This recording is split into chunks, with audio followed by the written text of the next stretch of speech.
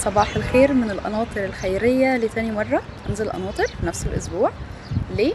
علشان خاطر الحاجة اللي انا بحبها واللي انتوا عارفينها طبعا، وهي الوعي الاثري في المدارس.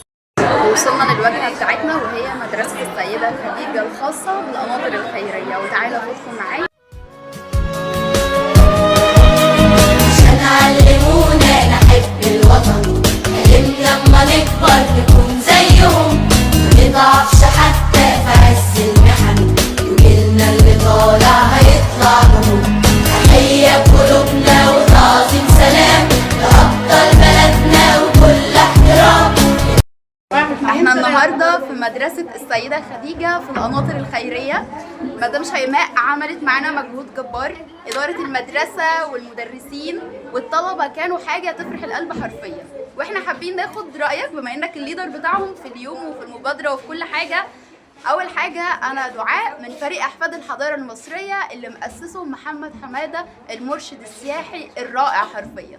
عايزة أخد رأيك في اليوم وفي المبادرة وفي كل حاجة. النهارده فعلا كان يوم مميز.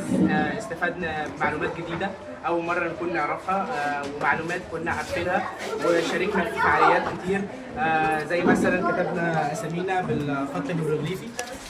يومنا النهارده خلص في القناطر الخيريه، بجد بجد مبسوطه جدا باليوم وبالاجواء وبكل حاجه. ومدرسه السيده خديجه حقيقي طلبه ومدرسين قمه في الرقي والاحترام بجد.